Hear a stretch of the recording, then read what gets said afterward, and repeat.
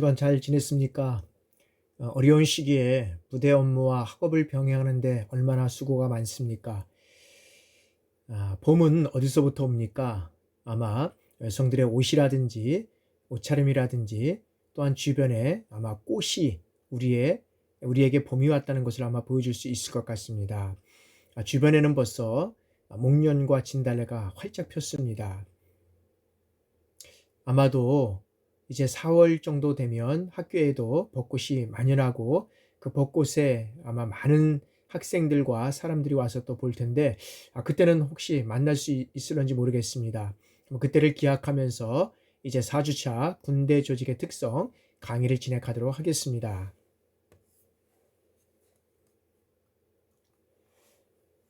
자, 이번 시간에는 제2장 군대의 특성과 군대 윤리에서 군대 조직의 특성에 대해서 알아보도록 하겠습니다. 자, 군대의 역할은 국가의 사회적 성격과 그 정책에 따라 다르지만 일반적으로 말하면 여기에서는 첫째, 군대는 국토를 방위하고, 두 번째는 국민의 생명과 재산을 보호하고, 그 다음에 세 번째는 국가의 이익 추구를 효과적으로 달성하기 위하여 국제 평화 유지에 공헌하는 것이라고 우리가 할 수 있습니다.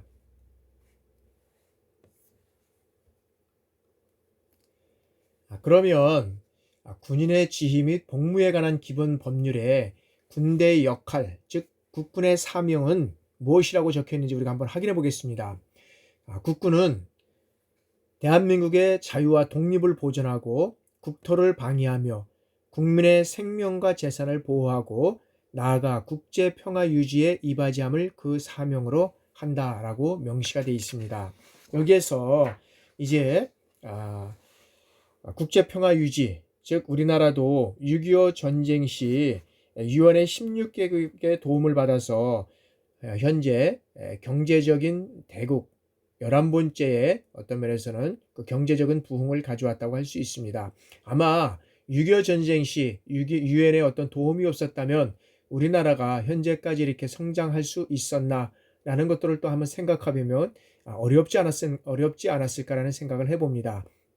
이제 그러한 측면에서 우리나라도 이제 국제 평화 유지에 이바지함을 그 사명으로 하기 위해서 현재 우리나라도 5개국의 9개 부대에 파병을 하고 있습니다. 여러분들 잘 알겠지만 그 5개국은 첫 번째는 동티모르입니다. 이 상록수 부대가 가 있고, 이라크에는 서희 부대, 제마, 자이툰 부대가 가 있고, 레바논에는 동명 부대, 그 다음에 하이티에는 담비 부대, 아프가니스탄은 동이 부대, 다산, 오시노 부대, 이렇게 해서 5개국에 이렇게 9개 부대에 파병이 가 있습니다.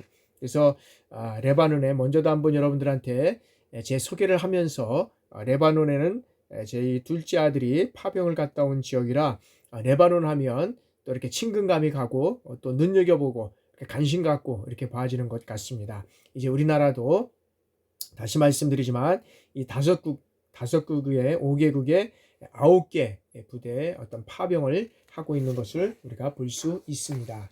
자, 다음에는 군대의 특성에 대해 알아보도록 하겠습니다. 자, 먼저 군대 조직의 일반적 특성으로 첫 번째는 군대가 존재하는 근본적인 목적은 전쟁을 수행하기 위한 것이라고 우리가 할 수 있습니다. 이 목적이 뭐냐? 이 목적은 전쟁을 수행하기 위한 것이다. 그러면 군의 존재 이유는 무엇이냐? 우리가 현실적으로 살아가면서 전쟁이 없는 나라, 전쟁이 없는 이러한 어떤 세계 평화가 이루어지면 얼마나 좋겠습니까? 그러나 전쟁은 위협이 상존하기 때문에 우리 군의 존재 이유가 여기에 있다는 것이죠. 자, 두 번째는 전쟁은 생존과 관련된 인간사회의 가장 어떤 치명적이면서도 중대한 문제라고 할 수 있습니다. 그러므로 전쟁을 수행하기 위한 어떤 존재하는 이유는 군대는 언제나 전쟁에서 승리하는 것을 어떤 면에서는 최고의 목표, 이념으로 삼고 있다고 우리가 할 수 있습니다. 세 번째는 군대의 조직, 즉 군대는 일반 사회의 조직과 다르다고 할 수 있습니다. 어떠한 악조건 하에서도 임무가 부여되면 기꺼이 완수해야 하는 곳이 군대라고 할 수 있습니다. 그래서 여기가 임무가 부여되면 끝까지 완수하는 것이 어떤 면에서는 군대의 특성이라고 우리가 할 수 있습니다. 자, 네 번째는 군대는 외부의 침략 등으로 국가가 위태로울 때 국가를 보위하며 국민의 생명과 또한 재산을 보호할 막중한 이러한 사명을 부여받았다고 할 수 있습니다. 다섯 번째는 군대는 이러한 엄격한 의미에서 통대한 집단으로 특히 직무수행의 결과가 개인의 생사는 물론 국가의 존망과 직결되므로 개인보다는 어떤 집단과 여기에서는 국가가 우선하며 이를 위해 어떤 고된 훈련도 승리를 위해서 감수해야 된다는 것이죠. 다시 말씀드리면 이 군은 엄격한 통제 집단이라는 것이죠. 따라서 전쟁에 나아가면 그 부대의 목표를 달성하기 위해서 생사를 초월한 전투를 수행해야 하고 자신의 목숨을 바쳐서라도 적을 격퇴하고 국가의 존립을 보장해야 하는 것이 군대의 일반적 특성이라고 할 수 있습니다. 자, 다음에는 군대 조직의 특성 중에서 이 조직 구성 면에서 특성과 조직 기능 면에서의 특성이 있는데, 먼저 조직 구성 면에서의 특성은 군대는 국가를 보위하기 위해서 모든 조직 활동을 국가와 국민의 생존을 위한 전쟁에서의 승리에 집중하고 있으며, 군대 조직은 구조상으로서는 사회 조직과 공통되는 점도 있지만은 군대 조직에 요구되는 여러 가지 어떤 다른 특성을 가지고 있다는 것이죠. 여기는 그래서 그 첫 번째로 보면 조직 목적의 어떤 절대성이라는 거죠. 이 절대성. 그래서 이 절대성은 우리 군은 본연의 임무인 국가 안보와 국민의 생명과 재산을 보호하기 위한 합법적인 무력관리 집단이라는 특징을 갖고 있다고 할 수 있습니다.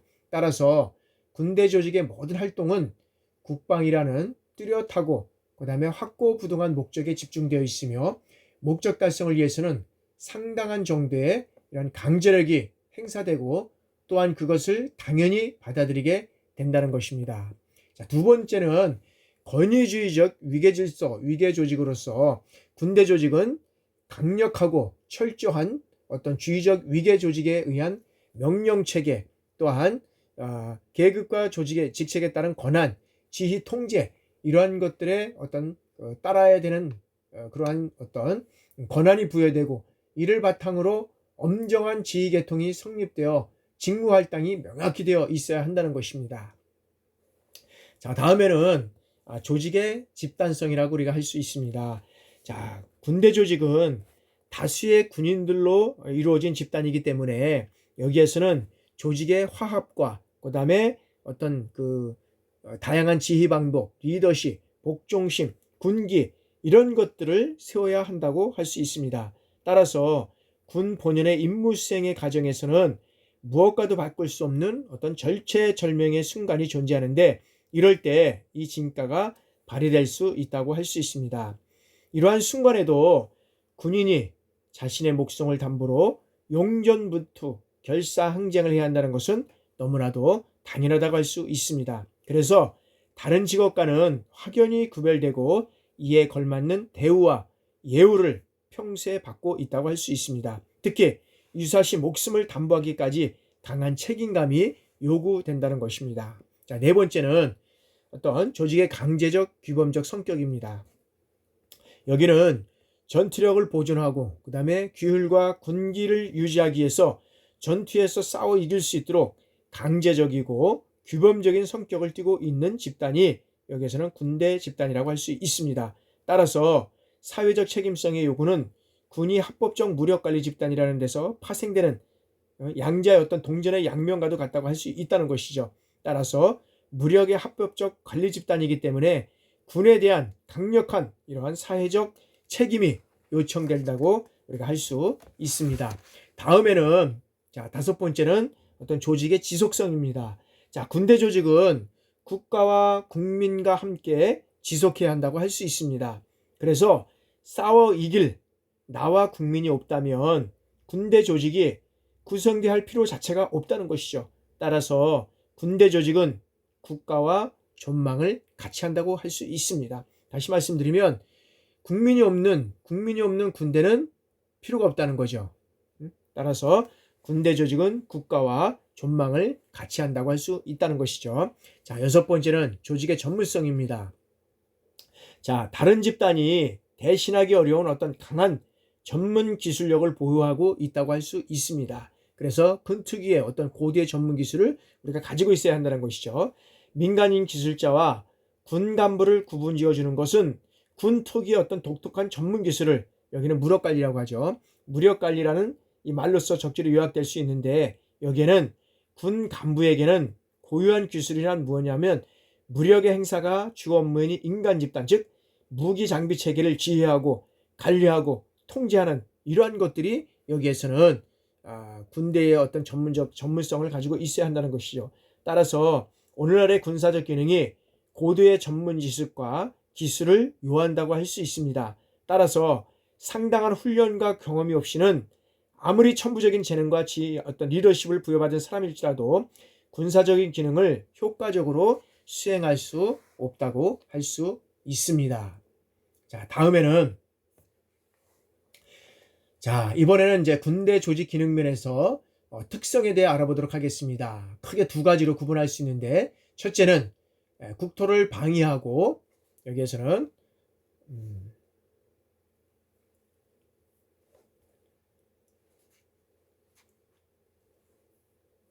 국토를 방위하고 국가 질서를 수호하기 위한 국가 보위의 기능과, 그 다음에는 둘째는 군대 조직 구성에 대한 교육 기능으로 구분할 수 있다는 것이죠.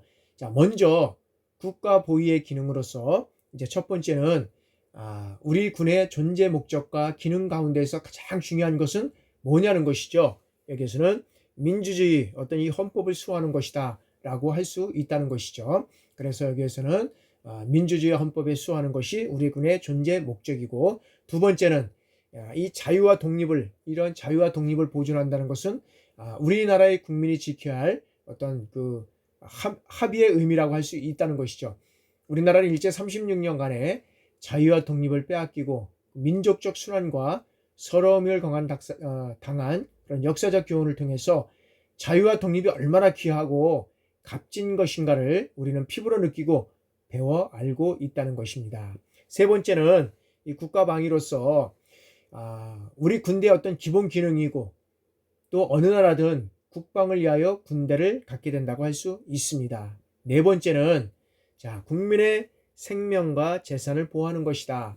그래서 여기에서는 군대의 기본 중 어떤 면에서는 이게 하나가, 여기에서는 우리 어떤 국민의 생명과 재산을 보호한다고 할 수 있죠. 그 다음에 다섯 번째는 뭐냐면은 국제 평화 유지, 이 국제 평화 유지에 공헌한 것이 또한 우리 군의 기본 중에 하나이고, 오늘날은 세계 각국과 더불어서 평화를 유지하도록 조력하지 않을 수 없게 되어 있다는 것이죠. 자, 다음에는 군대 조직 구성원에 대한 교육 기능으로서 군은 본래 국토를 방위하고 어떤 국민의 생명과 재산을 보호하는 그러한 사명을 하고 있지만, 평화 시에는 군은 일종의 어떤 교육기구로 변하고 상당한 시간을 여기에는 교육과 훈련에 전력하게 된다는 것입니다. 그러므로 평상시 군대 사회에 필요한 교육적 기능을 여기에서는 우리가 살펴보면, 첫 번째는 이 민주시민의 어떤 그런 여기는 자질교육, 이런 자질이 필요한 기본 지식 터득이라는 측면에서 여기는 여기는 교육이 필요하다라고 할 수 있습니다. 두 번째는 여기는 산업화 요구의 어떤 그 기술훈련 측면에서 여기는 기술교육이 필요하고, 세 번째는 바람직한 가치 및 태도 형성이라는 측면에서 여기에서는 가치, 즉 국민정신이라든지 교육기능, 이런 것들이 우리가 필요하다고 할 수 있습니다. 따라서 군생활은 민주시민적 자질의 어떤 습득이나 인간적 성숙을 굳히는 한 과정이라고 할 수 있습니다. 그래서 일반 사회 조직과는 다른 교육적 기능을 행사하게 되며, 이러한 군 생활을 통해서 교육적 기능은 한 개인의 삶에 있어서 중요한 교육적 의미를 지닌다는 사실을 우리는 주목할 필요가 있다고 할 수 있습니다. 자, 다음은 군대 조직의 어떤 특성입니다. 자, 군 조직이 일반 사회 조직과 가장 뚜렷한 차이는 무엇입니까? 아마 조직의 존재 이유에 있다고 할 수 있습니다. 군대는 국가의 어떤 생존과 사활적 이익을 지키기 위해서 존재한다고 우리가 할 수 있습니다. 그래서 군대 조직의 특성으로서는 먼저 군대 조직은 임무 완수가 최우선인데, 여기에서는 국가 안보와 국토 방위를 목적으로 하는 군대는 그 어떤 조직과 달리 임무 완수를 최우선 과제로 설정한다고 할 수 있습니다. 여러분들, 전쟁에서 2등은 있을 수 있습니까? 없습니까? 일반 우리가 어떤 경쟁에서는 2등, 3등 꼴찌도 있습니다. 그러나 전쟁에 2등은 없고 2등은 패배로 우리가 의미할 수밖에 없다는 것이죠. 그래서 반드시 전쟁에서 승리해야 한다는 것입니다. 전쟁에 이기기 위해서는 각자가 맡은 임무를 완수해야 하고, 이와 같은 임무는 어떠한 악조건에서도 기필코 완수해야 하는 어떤 그런 임무 완수, 즉 소명이 있어야 한다는 것이죠.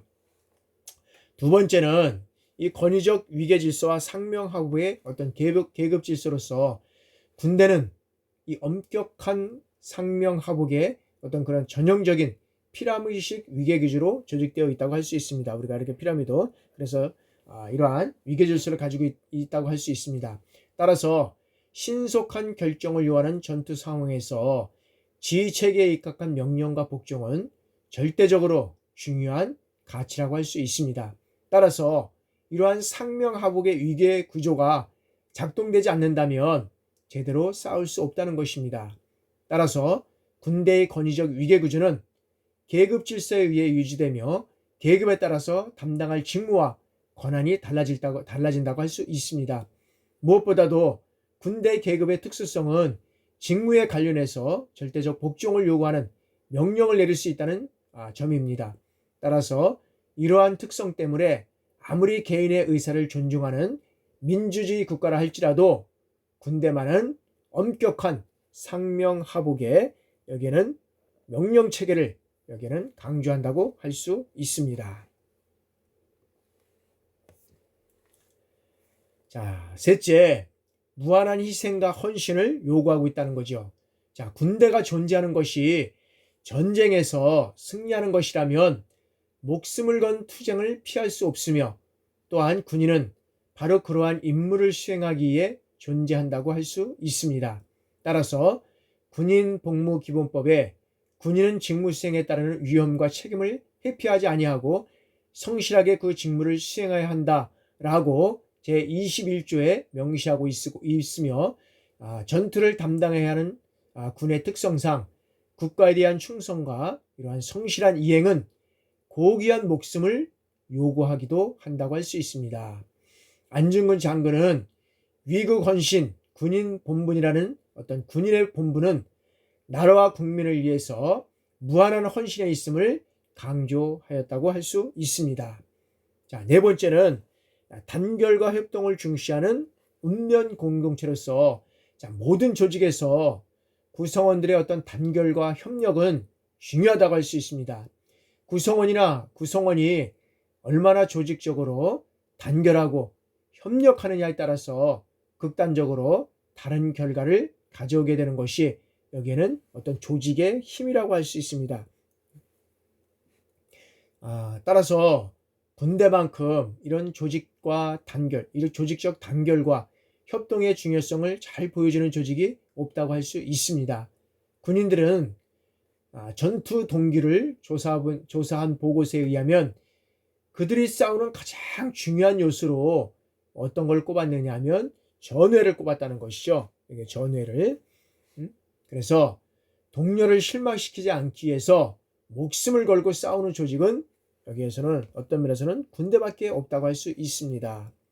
2015년 북한의 어떤 목함 지뢰 도발 당시 부상당한 전우를 구하기 위해서 2차의 어떤 폭발의 위험에도 후송해 나갔던 1사단 수색대원의 모습을 통해서 군대의 운명 공동체적 성격이 얼마나 강력한지 우리가 그 다음 내용을 통해서 우리가 볼 수 있습니다.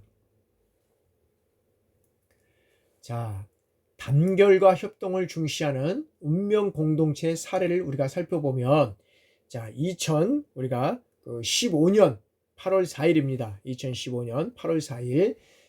자, 북한의 비무장지대 지뢰 도발함은 군사 봉계선 이남에서 이제 발생했다는 것이죠.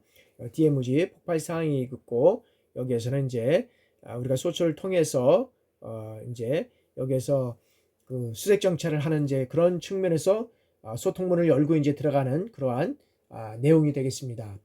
자, 오전 7시 38분, 여기서 이제 오전 7시 28분이 되겠네요. 28분.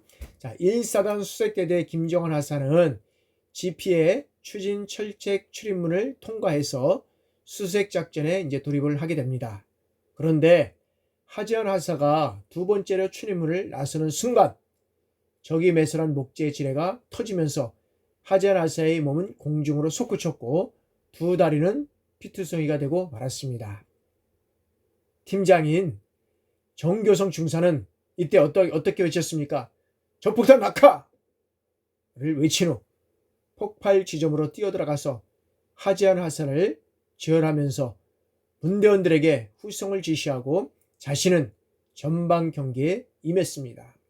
7시 40분경 자, 김정은 하사가 다른 2명의 대원과 함께 하지연 하사를 부축해서 이제 통문 안으로 들어오는 순간 또 제2차 여기에는 어떤 그 폭발이 또 일어나게 되는 겁니다. 그래서 김정은 하사는 우측 발목에 피를 흘리며 쓰러졌고 두 명의 대원은 튕겨져 나가 잠시 정신을 잃을 정도로 강력했다고 그 상황을 얘기하고 있습니다. 자, 전방경계를 하던 정교성 중사는 쓰러진 김정은 하사를 끌어 남쪽 안전지대로 대피시켰고 정신을 차린 2명의 대원도 하지연 하사를 안전지대로 이제 이동시키게 됩니다. 7시 49분, 그래서 이제 50분 정도 되죠. 7시 49분, 인근 GP 병력이 현장에 도착하여 1차 폭발 14분 만에 후송을 시작했고 부상자들은 차량과 행기를 통해서 신속하게 국군 수도병원으로 이송하고 소중한 생명을 구할 수 있었습니다.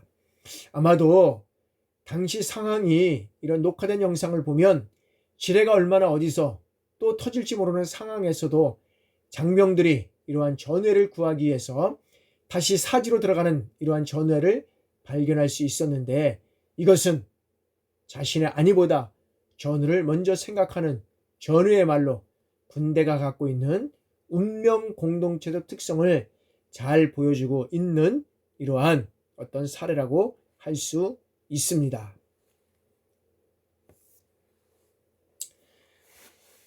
자, 5번째입니다.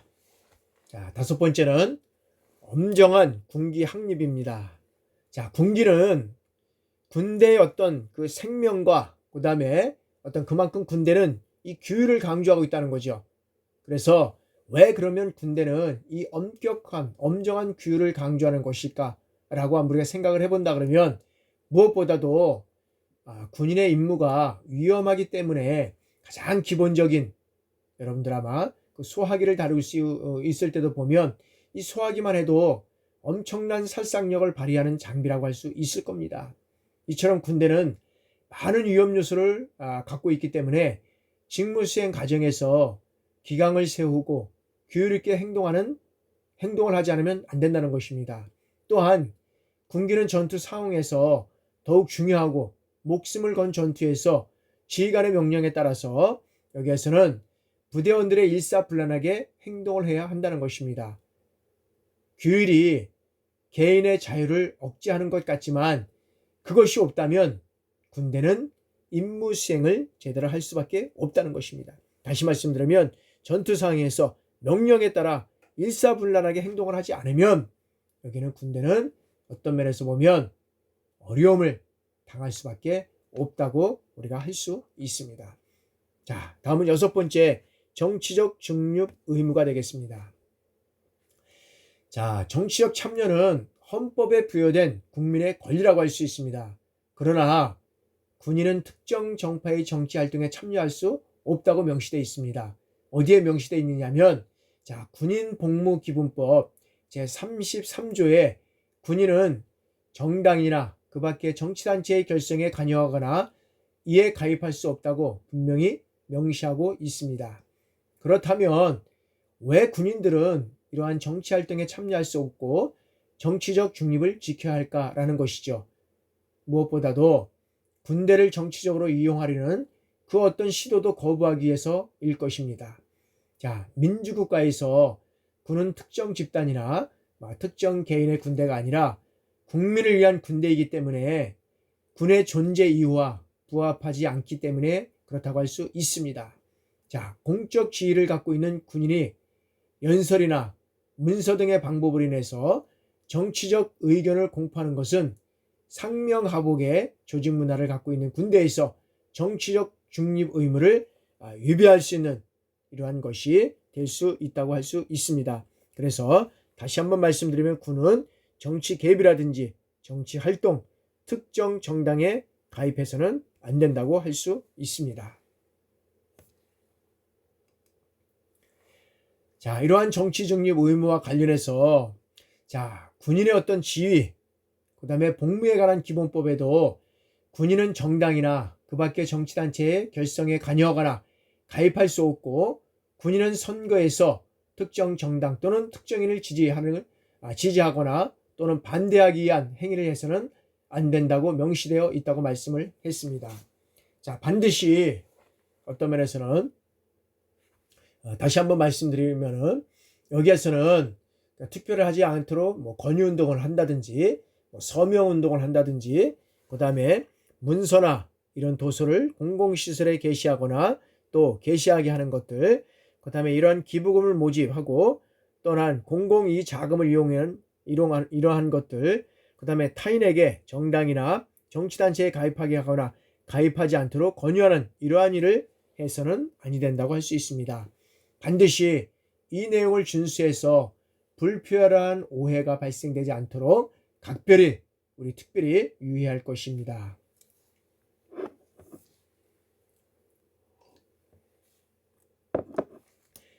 자, 다음은 군대 조직의 보편적 가치의 중요성입니다. 자, 군대 조직이 특수하다고 하지만 인간 조직이 추구해야 할 보편적 가치를 넘어서지는 않는다는 것이죠. 자, 무엇보다도 합리성의 우리가 준칙을 얘기를 하고 있습니다. 첫 번째 합리성의 준칙인데 여기에서는 어떤 면에서 보면은 많은 사람들은 군대를 비합리적 조직이라고 우리가 많은 얘기들을 하고 있습니다. 과거에 이런 좋지 않는 그런 어떤 사고방식이라든지 행동, 문화, 양식 이런 것들이 있었는데 이런 내용이 있었지요. 자, 까라면 까라 라는 식의 불합리한 사고방식이 여전히 군대를 지배하고 있는 것처럼 생각하고 있기 때문이라는 것입니다. 그러나 어떤 결정이 어떤 조직적 차원의 승리를 위한 것이라면 승리를 위한 것이라고 생각한다면 개인적 희생을 강요하는 결정이라도 수긍할 수 있으며 이는 조직 차원의 합리성이 발휘되기 때문이라고 할 수 있습니다. 따라서 전투 상황에서 어떤 부대는 다른 부대에 비해서 더 위험한 일을 담당할 수 있는데 여기에서는 우리가 6.25 전쟁 당시 장진호 전투에서 미 해병대 1사단 여기에서는 후퇴를 가능하게 했던 제5연대의 엄청난 희생을 우리가 얘기할 수 있습니다. 자, 후위에서 이제 중국군의 어떤 추격을 막아냈기 때문에 여기에서는 미 해병대 1사단의 후퇴를 가능하게 했다는 거죠. 자, 이런 상황에서 어떤 부대에게 후위 방해 임무를 맡기느냐를 결정하는데 가장 중요한 원칙이 무엇이냐는 것이죠. 여기에서는 합리성으로서 부대의 위치와 병력 상체 등을 고려해서 해당 부대원이 납득할 수 있는 이런 결정을 내려야 한다는 것입니다. 그러한 합리적 명령이 내려질 때 부대원들은 어떤 자신들의 희생을 감수하고라도 목숨을 담보로 하는 전투를 벌일 수 있을 것이라고 생각을 합니다. 자, 두 번째는 이제 자율성과 분산의 원칙, 이 또한 마찬가지라고 우리가 할 수 있습니다.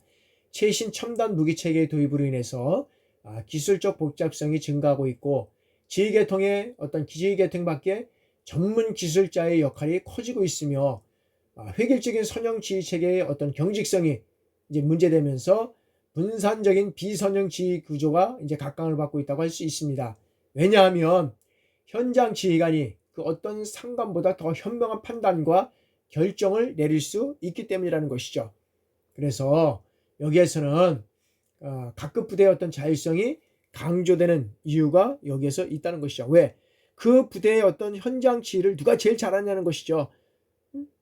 그래서 현장 지휘관의 판단, 이 결정을 어떤 중요하게 여긴다는 것이 여기에서는 자율성의 분산의 원칙을 얘기하고 있고, 또 이런 부대 운영에 있어서도 해당 직무를 가장 잘 수행하는 이런 사람이라면 계급이 낮더라도 더 많은 권한을 부여하는 것이 가업의 효율성을 어떤 높일 수 있다고 할 수 있습니다.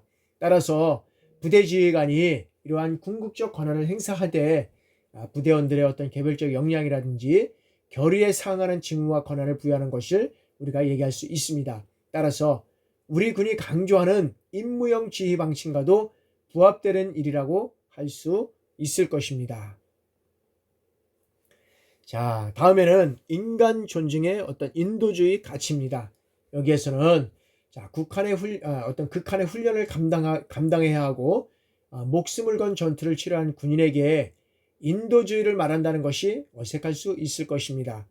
그러나 인간 존중의 가치는 이러한 전시와 평시를 막론하고 포기하지 말아야 할 가치라고 할 수 있습니다. 그리고 병사들 간의 지휘관과 병사들 간의 어떤 인격적 존중은 전투력을 극대화시킬 수 있는 가장 중요한 우리가 정신전력이라고 할 수 있습니다. 여기선 정신전력. 그래서 자, 적에 대한 태도 역시 인간의 어떤 존중의 인도주의적 원칙에서 벗어나지 말아야 하는데, 여기에서는 살상과 여기에서는 어떤 그 파괴, 이런 것들이 불가피한 것이 전장의 현실이고 경우에 따라서는 민간인 피해야마저 감당할 수밖에 없는 이러한 것이 전쟁의 실상이라고 할 수 있습니다. 그럼에도 불구하고 가능한 인도주의적 원칙에 따라서 포로나 그 다음에 상대국 민간인, 이 상대국 민간인에 대한 어떤 면에서 보면 그 민간인을 대해주는 이런 것은 매우 중요하다고 우리가 할 수 있다는 것이죠.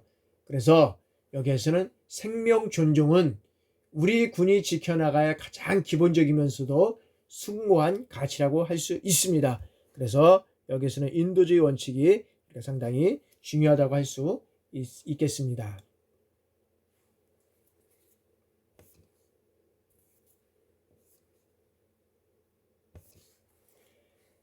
자, 직업군인도 여기에서는 하나의 직업이지만 이제 다른 직업과 비교할 때 기본적으로 추구하는 가치라든지 임무의 어떤 특성과 목숨까지도 담보로 하는 임무를 완수해야 한다는 이러한 강력한 책임성의 측면에서 큰 차이를 보이고 있다고 할 수 있습니다. 자, 먼저 우선 군은 이 본연의 임무인 국가 안보 및 어떤 국민의 생명, 여기에서는 국민의 생명과 재산을 여기에서는 보호하기 위한 합법적인 어떤 무력관리 집단의 특징을 가지고 있다고 할 수 있습니다. 따라서 역사는 군이 이러한 본연의 임무 수행에 소홀히 할 때 자국민은 물론 세계인에게도 커다란 불행을 안겨줄 수 있음을 우리가 보여주었는데, 여기에서는 세계 정복의 야욕으로 인해서 2차 세계대전을 일으켰던 독일이나 일본을 생각해 보면 이는 보다 자명할 수 있다고 할 수 있겠습니다. 자, 두 번째는 자, 2008년에 여기에서는 2월 20일 야간에 경기도 양평군 용문산 인근에서 발생했던 이러한 사항이 되겠습니다. 인근에 어떤 병사가 뇌출혈로 생명에 위독한 이런 병사를 긴급 후송하고 이제 부대로 복귀 중 어둠과 짙은 안개로 인해서 이제 헬기가 추락하는 사고가 발생이 됐다는 거죠. 그 헬기에는 조종사와 관계 인원 7명이 탑승했는데 이 모두가 사망한 사건이 있었습니다. 이 또한 군 본연의 임무 수행 과정에서는 무엇보다도 바꿀 수 없는 어떤 절체절명의 순간이 존재하는데, 이러한 순간에도 어떤 군인이 자신의 목숨을 담보로 해서 용전분투 결세 항쟁해야 한다는 것은 너무나도 당연하다고 하는 것입니다. 그래서 용전분투 결세 항쟁이라는 것은 전쟁터에서 목숨을 걸고 있는 힘을 다해 용감하게 우리가 싸우는 것을 얘기할 수 있습니다.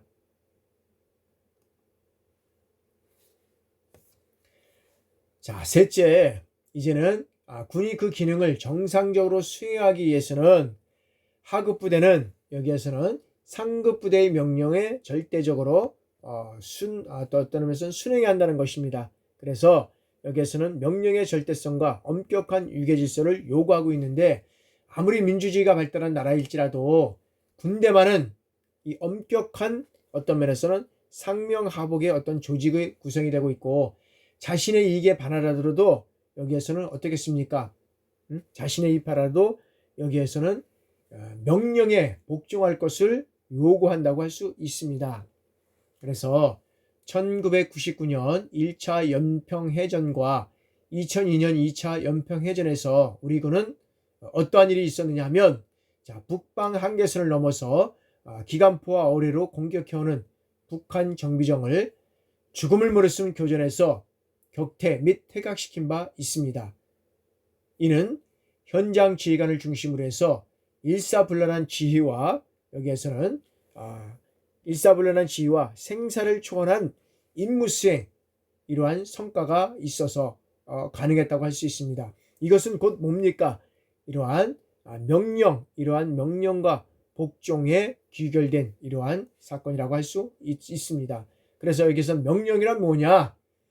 상관이 계급과 직책에 의해서 자신에게 부여되는 권한으로서 정당하게 부하에게 부여된 임무를 수행하도록 지시하는 강력한 요구로서 여기에서는 합법적인 권리 행사이고, 복종은 이를 수행하기 위한 부하의 의무라고 할 수 있습니다. 그래서 명령과 부하는 어떤 면에서는 자신의 이익에 반하더라도 반드시 여기에 따르는 것이 이러한 전투에서 또한 어떤 그 조직에서 승리할 수 있다는 것을 우리가 볼 수 있습니다.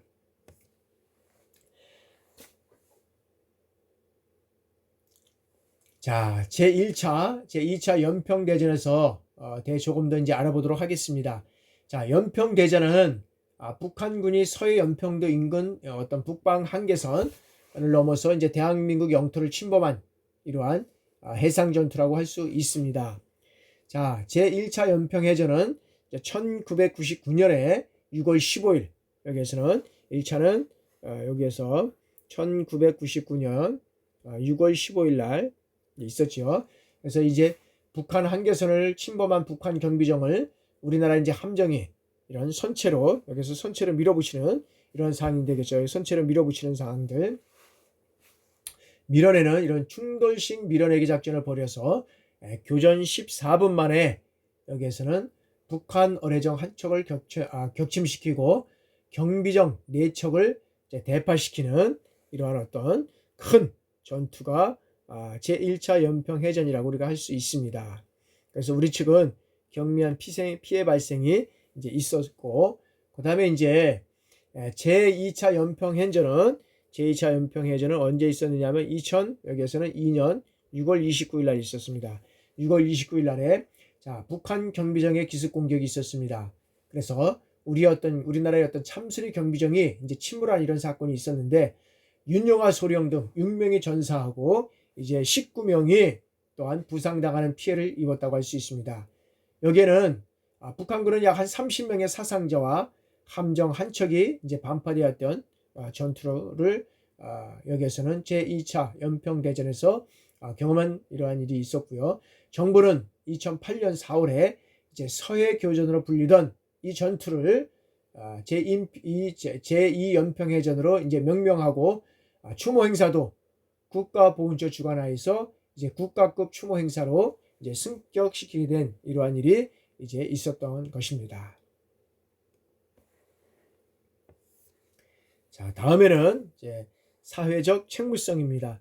자, 이러한 사회적 책무성은 무력의 합법적 관리 집단이 군은 무력적 이 합법적 관리 집단이기 때문에 군에 더욱 강력한 이러한 사회적 책임이 요청된다고 할 수 있습니다.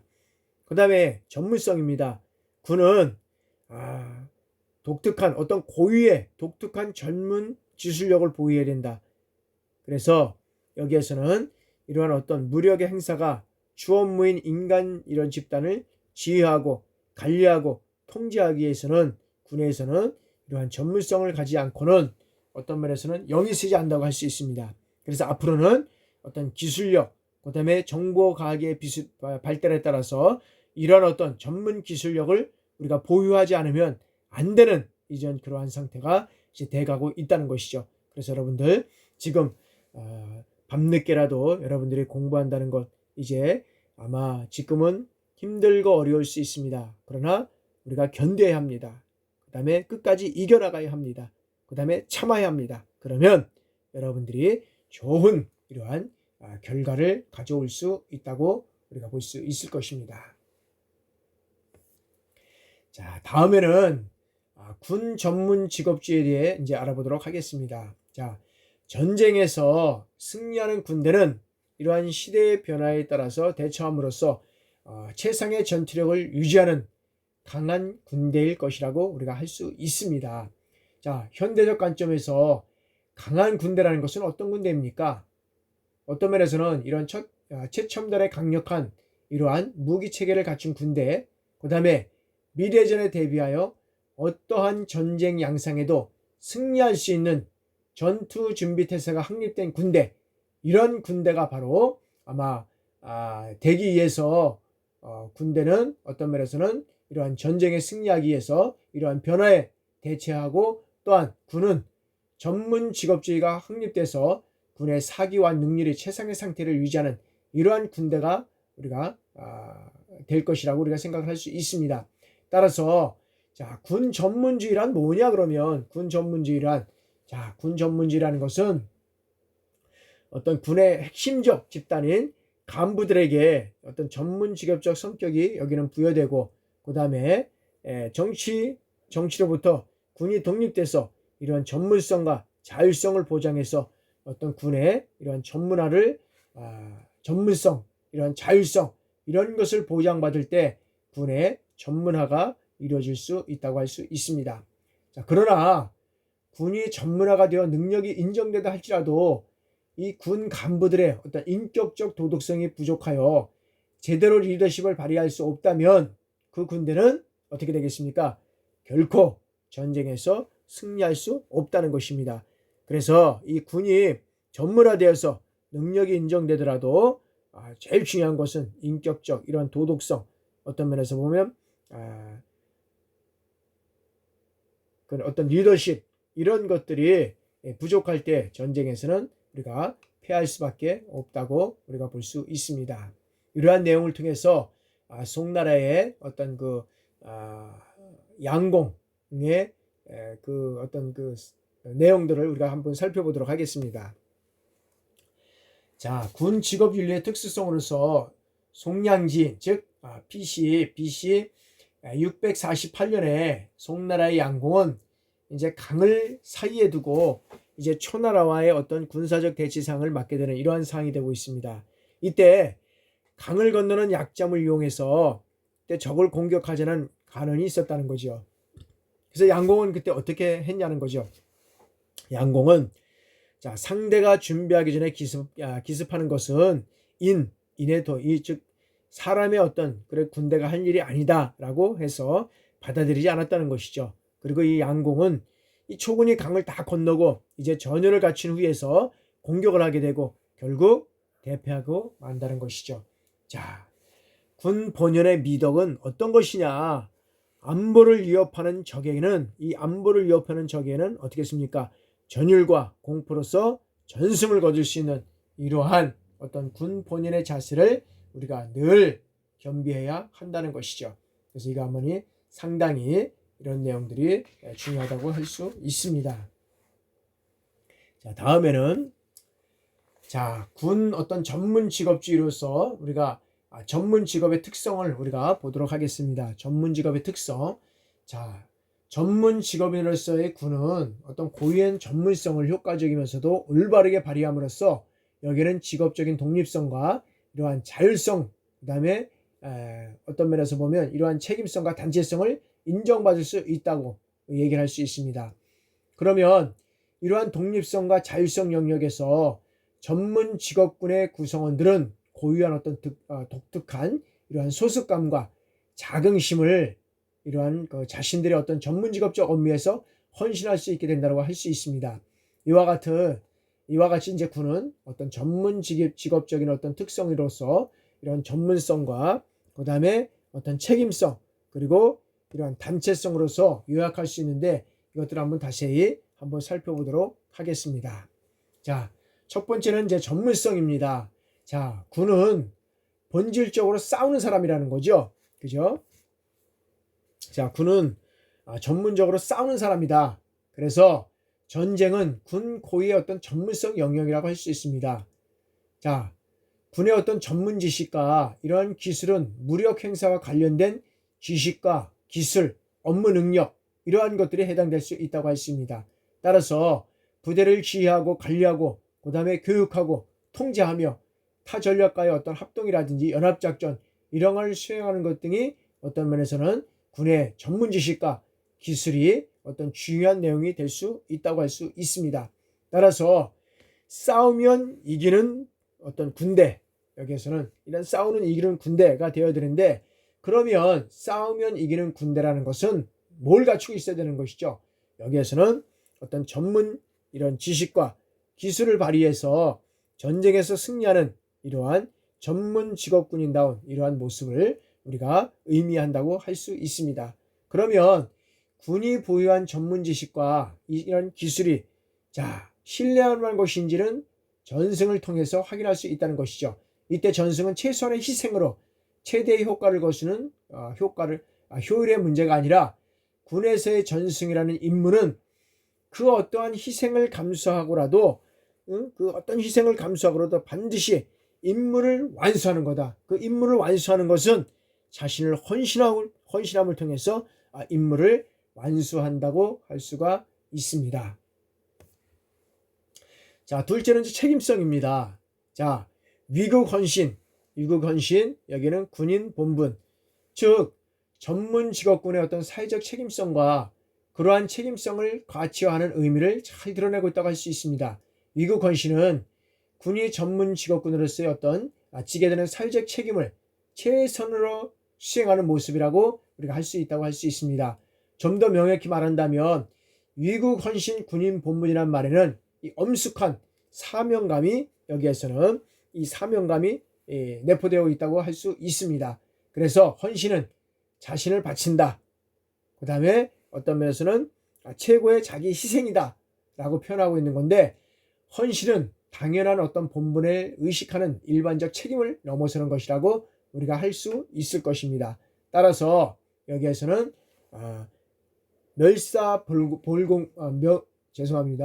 멸사봉공이라 하여 어떤 사적인 이익을 뒤로하고 공적인 가치를 위해서 봉사하는 것을 선비의 어떤 사회적 책임이라고 여겼던 우리 전통에서 위국헌신 군인 본분을 말하는 것은 그리 낯선 것은 아니라고 할 수 있습니다. 따라서 위국헌신의 사명감으로 우리 군이 책임져야 할 것은 국가의 어떤 기본 가치와 권리, 그 다음에 그 안에 기속되어 있는 국민의 모든 것이 해당된다고 할 수 있습니다. 따라서 군은 무력을 관리하고 사용하는 고유의 전문성을 국가를 위한다는 말 안에 내포되는 이러한 보편적 가치에 대해서 헌신함으로써 자신들의 어떤 사회적 책임과 윤리적 의무를 다하고 자신들의 죽음을 명예롭게 해야 한다는 것입니다. 전문 직업군으로서 군은 죽음을 두려워하지 않아야 하고 그 죽음은 명예로워한다는 것입니다. 따라서 군 리더들은 자신들의 어떤 죽음뿐만 아니라 자신들의 부하들의 어떤 죽음을 명예롭게 할 책무가 있다고 할 수 있습니다. 이것이 곧 위국헌신, 군인 본분이 주는 전문 직업군으로서의 군의 사명에 대한 또 다른 교훈이라고 할 수 있습니다.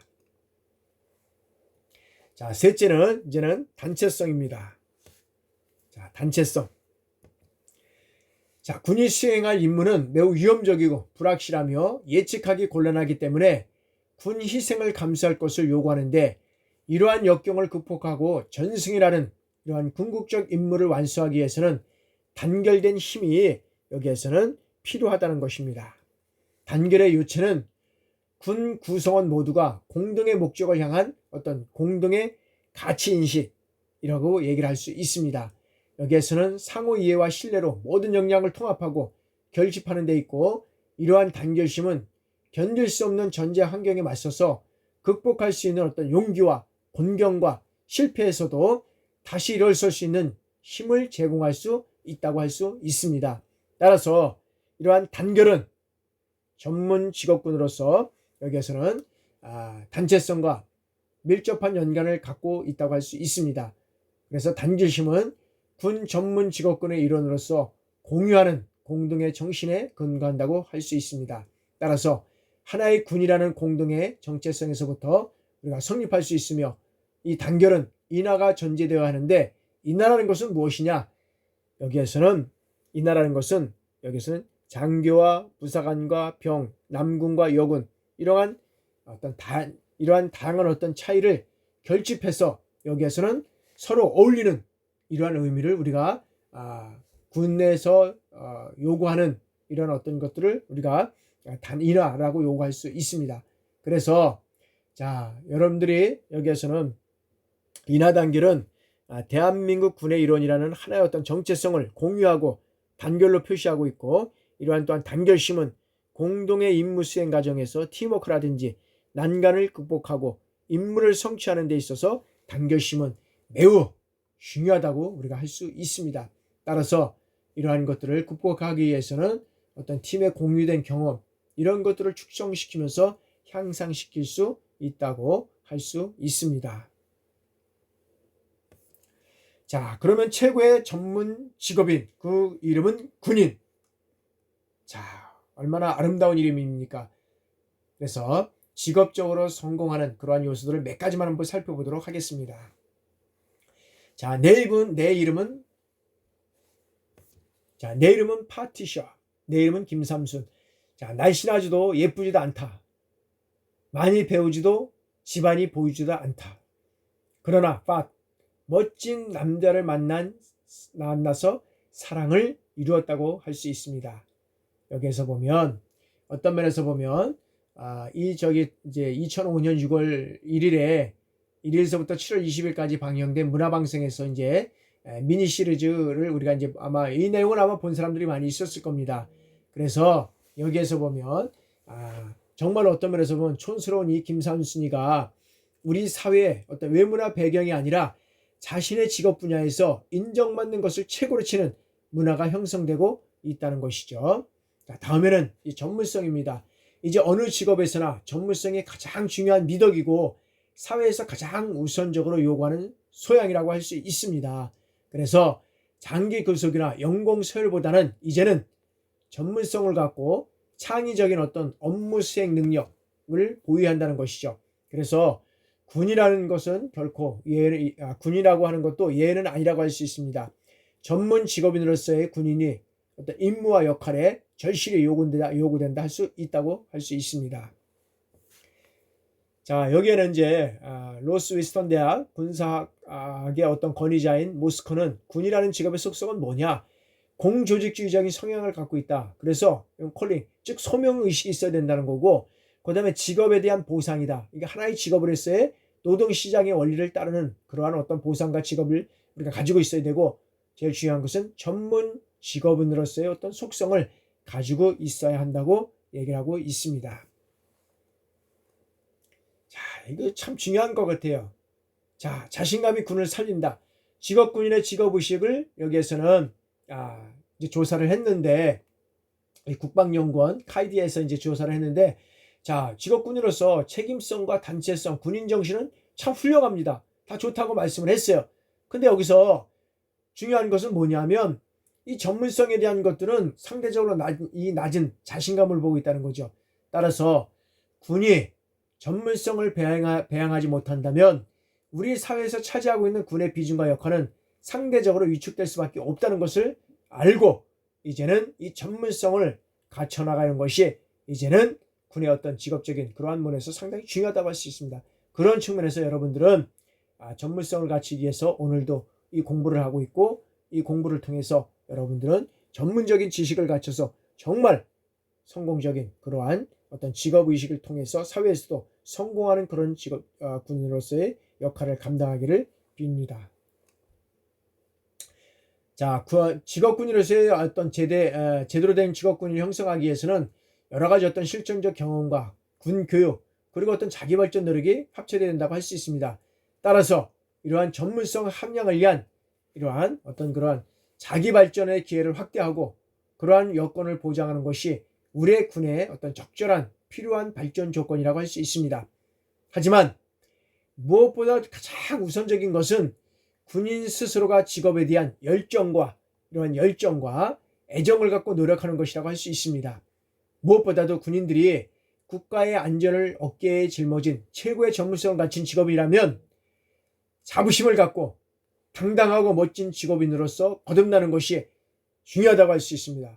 여러분들 힘들고 어려운 여건 속에서 생활하지만 이제는 최고의 전문성을 갖춘 직업군으로서 당당하게 세상을 향하여 나아갈 수 있는 우리의 전문성을 가진 우리 직업군이 되시기를 우리가 간절히 제가 기원하겠습니다. 여러분들 힘들고 어려운 여건 속에서도 이 공부를 통해서 좋은 결과 있기를 정말로 여러분들의 앞길을 정말 축복하고 여러분들을 위해서 최선을 다하는 그러한 여러분들과 제가 되기를 간절히 우리가 또 고대하면서 여러분들 군대 조직의 특성 강의 듣느냐고 너무나 수고 많았습니다. 이번 이제 한 주간도 모두들 건강하시고 다음 주에 우리가 볼 수 있도록 하겠습니다. 여러분들 수고 많았습니다. 감사합니다.